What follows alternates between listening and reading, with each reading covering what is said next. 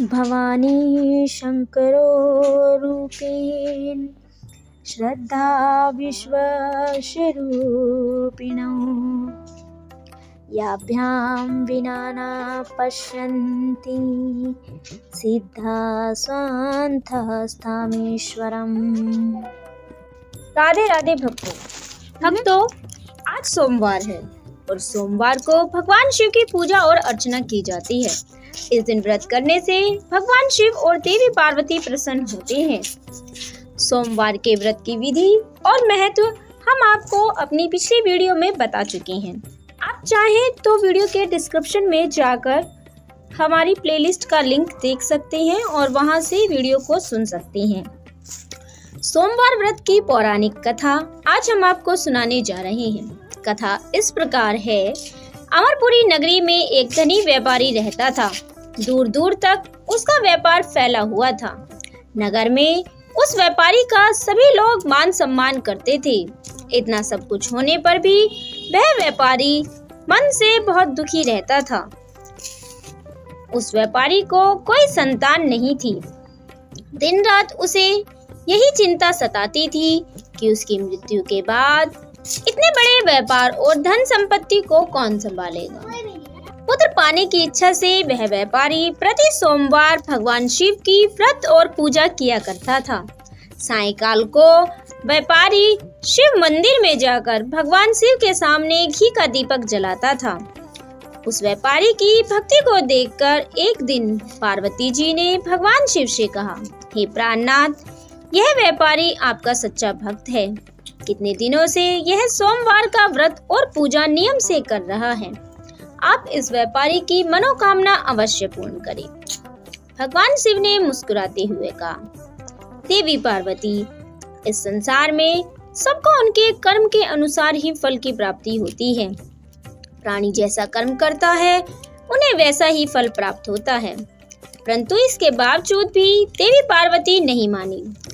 उन्होंने आग्रह किया कि हे प्राणनाथ, आपको इस व्यापारी की इच्छा तो पूरी करनी ही पड़ेगी। यह आपका अनन्य भक्त है। यह हर सोमवार को आपका विधिवत व्रत रखता है।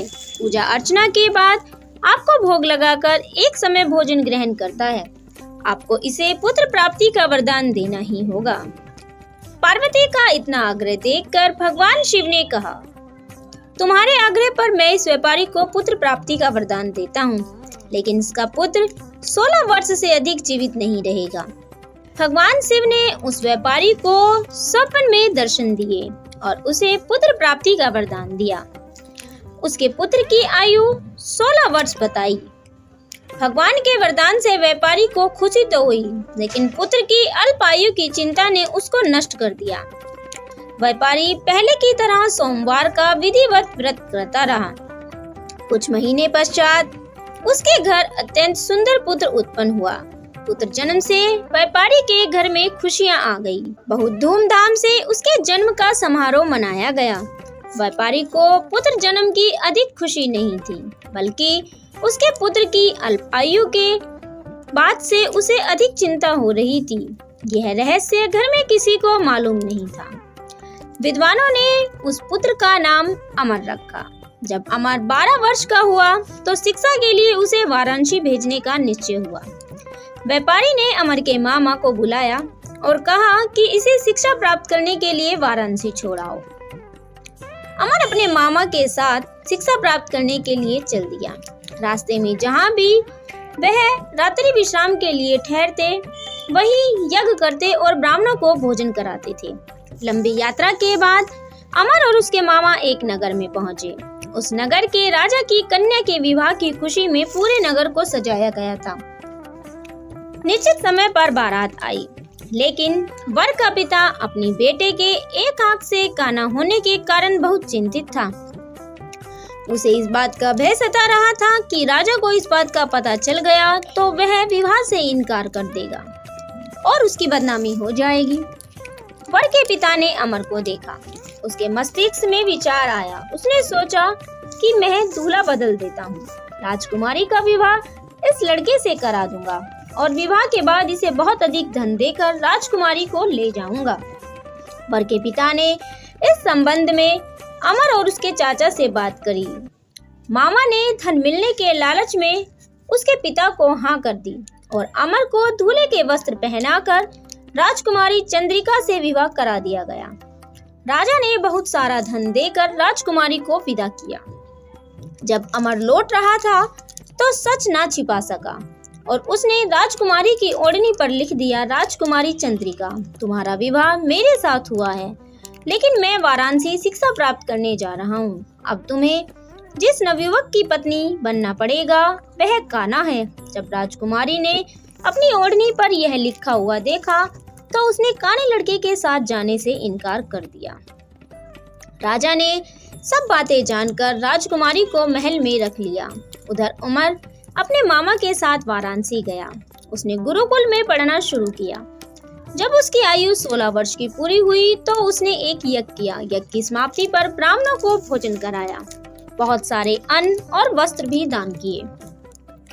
रात को अमर अपने शयन कक्ष में सो गया। भगवान शिव के वरदान के अनुसार शयन अवस्था में ही अमर के प्राण पखेरु उड़ गए। सूर्य उदय पर मामा अमर को मृत देखकर रोने पीटने लगा। आसपास के लोग इकट्ठे हो गए। मामा के रोने का विलाप भगवान शिव और पार्वती भी सुन रहे थे। पार्वती जी ने भगवान से कहा, हे प्राणनाथ, मुझसे इसके रोने का स्वर सहन न हो रहा है, आप इस व्यक्ति का कष्ट दूर करें। देवी पार्वती बड़ी ही भोली भाली है, वह माता है तो किसी का दुख न देख सकती। पार्वती के आग्रह करने पर भगवान शिव ने उस लड़के को जीवित होने का वरदान दिया। कुछ ही पल में वह जीवित होकर बैठ गया। शिक्षा समाप्त करके अपने मामा के घर नगर की ओर चल दिया। दोनों चलते हुए उसी नगर में पहुंचे जहां अमर का विवाह हुआ था। उस नगर में अमर ने यज्ञ का आयोजन किया। समीप से गुजरते हुए नगर के राजा ने यज्ञ का आयोजन देखा। राजा ने अमर को पहचान लिया। यज्ञ समाप्त होने पर राजा अमर और उसके मामा को महल में ले गए। कुछ दिन उन्हें महल में रख बहुत सा धन और वस्त्र देकर राजकुमारी के साथ विदा किया। रास्ते में सुरक्षा के लिए उन्होंने बहुत से सैनिकों को भेजा। मामा ने नगर में पहुंचते ही एक दूत को घर भेजा और अपने आगमन की सूचना भेजी। अपने बेटे अमर के जीवित वापस लौटने की सूचना से व्यापारी बहुत प्रसन्न हुआ। व्यापारी ने अपनी पत्नी के साथ स्वयं एक कमरे में अपने आप को बंद कर रखा था। भूखे प्यासे रहकर व्यापारी और उसकी पत्नी अपने बेटे की प्रतीक्षा कर रहे थे। उन्होंने प्रतिज्ञा कर रखी थी कि उन्हें अपने बेटे की मृत्यु का समाचार मिला तो वह अपने प्राण त्याग देंगे। व्यापारी अपनी पत्नी और मित्रों के साथ नगर के द्वार पर आ पहुंचा। अपने बेटे के विवाह का समाचार सुनकर और पुत्रवधू राजकुमारी चंद्रिका को देखकर उसकी खुशी का ठिकाना न रहा। उसी रात भगवान शिव ने व्यापारी के सपने में आकर कहा, हे श्रेष्ठी, मैंने तेरे सोमवार के व्रत करने और व्रत कथा सुनने से प्रसन्न होकर तेरे पुत्र को लंबी आयु प्रदान की है। इस बात को सुनकर व्यापारी बहुत खुश हुआ। सोमवार का व्रत करने से व्यापारी के घर में खुशियां लौट आई। शास्त्रों में लिखा है, जो स्त्री और पुरुष सोमवार का व्रत विधि पूर्वक करते हैं या फिर इस व्रत की कथा सुनते हैं, उनकी सभी इच्छाएं पूरी होती हैं। भक्तों, अगर आपने व्रत नहीं भी रखा है तब भी आपको इस कथा को सुनना चाहिए। इस तरीके से सोमवार के व्रत की कथा समाप्त होती है।